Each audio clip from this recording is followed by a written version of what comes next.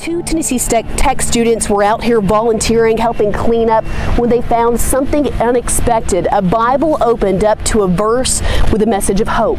Looking for a sign of hope tonight. For one Nashville man, it's that picture that you just saw right there in the midst of a destroyed home. The family Bible, and we'd like to find out whose family Bible it was. An officer just walked by again with another armful of Bibles. And David, you're back in New York City now, but you've been on the ground in Tennessee for the last couple of days. What did you maybe see or hear that will haunt you in the days to come? I will never forget hearing the story of the father and the young boy who were thrown from their home and found about 50 yards away in the tree line. I'll never forget the couple who survived, who said, "We were guided by the lightning." That was the only light we had at 2:30 in the morning. So as the lightning would flash in the sky, we would sort of find our way to the neighbor's house. You've covered some of the biggest natural disasters, not just in the country, but around the world. Hurricane Maria, one of the most significant topics of your reporting. You've seen some really bad stuff, and you've seen the way that people react to these tragedies. Is there anything unique or special in the way that Tennesseans have reacted to this tornado? There was a resilience that seemed to bond them together, which was inspiring to me. Every single person that I spoke to mentioned God. I will never forget Eric Groomer, who was the other Eric's neighbor, who said, "How are we here? How do you explain this? How do you explain that every single piece of my home is gone and I'm still here? And the only thing that is sitting on the slab of my home is the carpet that we sat on in the closet that is no longer there." Nearly every person mentioned God. The scene is surreal. Stunned residents have come out to look at the damage in every direction. Winds of up to 260 kilometers an hour ripped buildings open, scattering debris across Nashville and its neighboring counties. Our hearts are full of sorrow for the lives that were lost.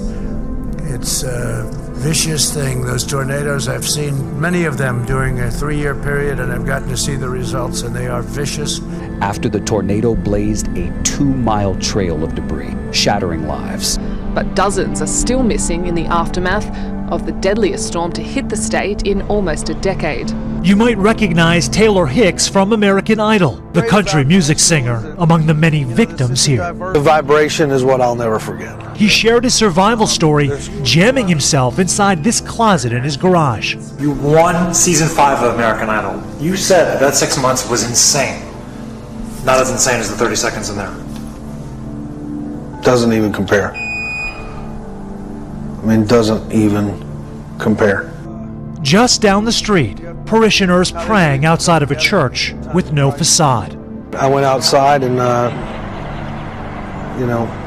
after this minute and a half of fury, I walked outside and I looked up and it was the clearest, starriest southern sky that you could possibly imagine. What did you think when you were looking at the stars? I think everybody was thanking their lucky stars to be alive. Well, we may be going into lockdown, but we are certainly not alone. We've got a map for you that just shows how many countries are in lockdown. It'll pop up on the screen shortly. The red indicates countries in lockdown or who are about to go into lockdown or who have declared a state of emergency. Police are on the streets across Europe. In Spain, France, Italy and Greece, their job is to make sure anyone who's outside their home has a valid reason.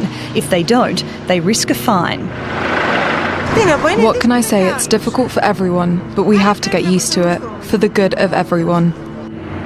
Something environmentalists say is benefiting planet Earth, as cities and economies come to a halt.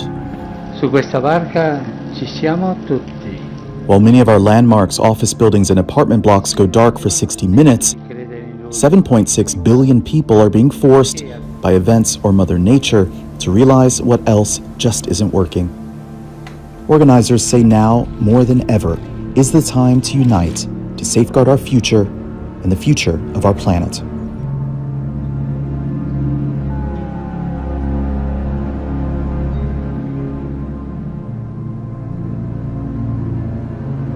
Well, just like the regular people of the world, celebrities are coping with being cooped up due to virus. Some are cooping more creatively than others.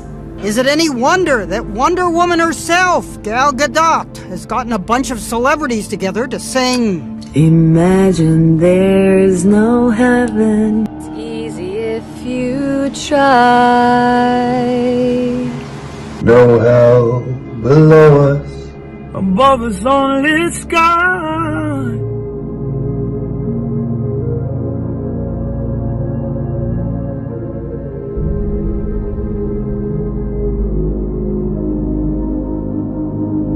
from Jimmy Fallon to Sia. Imagine all the people. From Will Ferrell, greed and hunger, to Mark Ruffalo. Of man.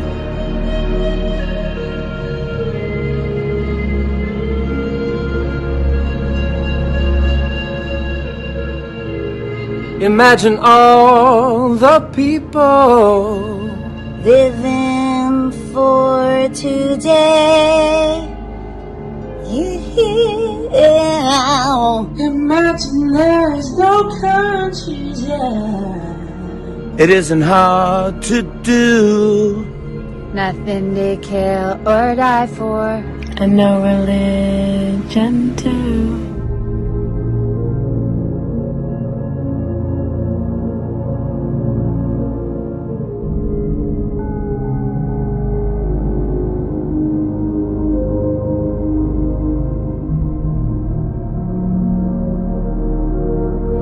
Imagine all the people living for today.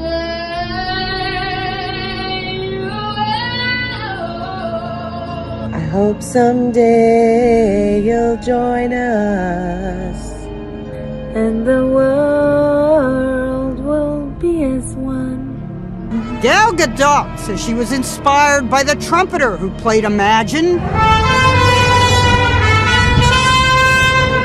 From a balcony in Italy to comfort others stuck at home. Though some criticize Gadot's version. Imagine no possessions, sung by some of the wealthiest people in the world.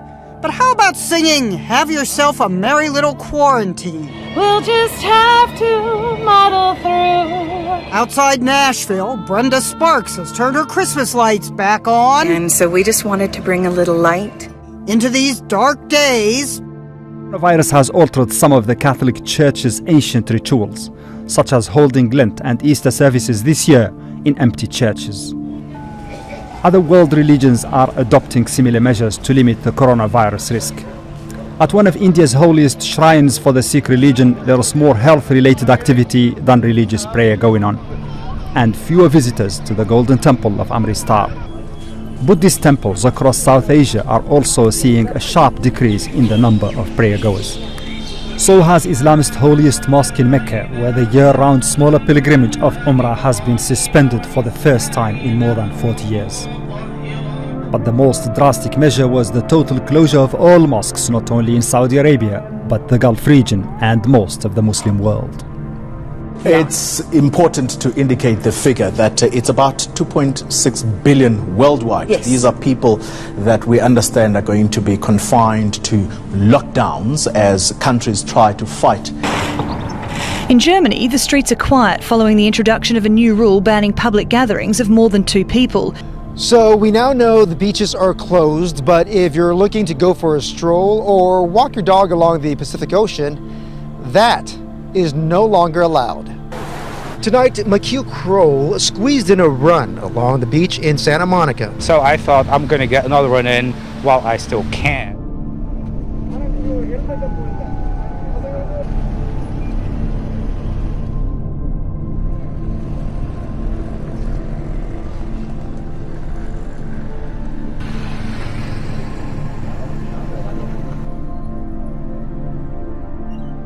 And one thing that I read a while ago, and it's just been mulling over in my mind, just this idea as we go through this time of the COVID pandemic. And I was just talking about how as our constraints or as our borders or as the area around us gets smaller and smaller and smaller, you know, in that sense of like, you know, sports, a whole generation of husbands is not going to know what to do because, every single sports league has been taken away. But all of these different things, restaurants are closing, things like that. They're limiting the groups of people that can be together. But as the boundary becomes smaller and smaller, that's what produces fear.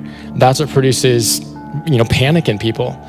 But they really pointed this out, that it's also the opportunity for something brand new to be birthed in that moment. And I think that we found that, even this, there's no reason why we couldn't have done something like this before. Right. But it never even really became an idea or a thought until we couldn't do what we were so used to doing every single Sunday. But I think just that idea of end times, I guess kind of in closing, is everyone, has an opinion of what this all means and what it's not. But I think the one thing that we can all agree on is it's a wake-up call, to what's really important. The things that we think we valued as so important are taken away from us. It changes us. We're all forced to do different things. And I think that, the thing is, how we respond today really shapes, who we're going to become or what we're going to do tomorrow and so on. And so, throughout modern history, the question has been debated over whether to resort to God or rely on science in the form of medicine and hygiene at times of great calamities. In the case of the existential threat of coronavirus, there seems to be a growing consensus that prayer and science should be combined for maximum effect.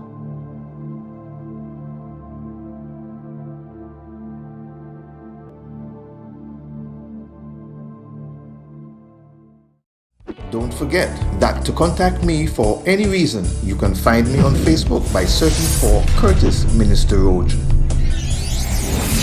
Minister Curtis Roach, or our page, the Endtime Watchman.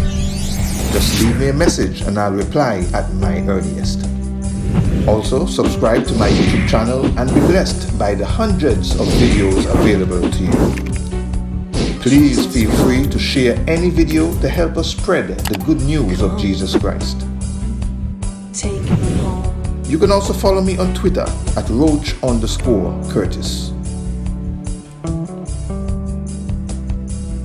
Should the Lord continue to tarry, see you next time. God bless. Sound the trumpet now. Hear the Father says, rapture is coming. Don't get left behind. Don't get left behind. The rapture is coming. Don't get left behind. Don't get left behind.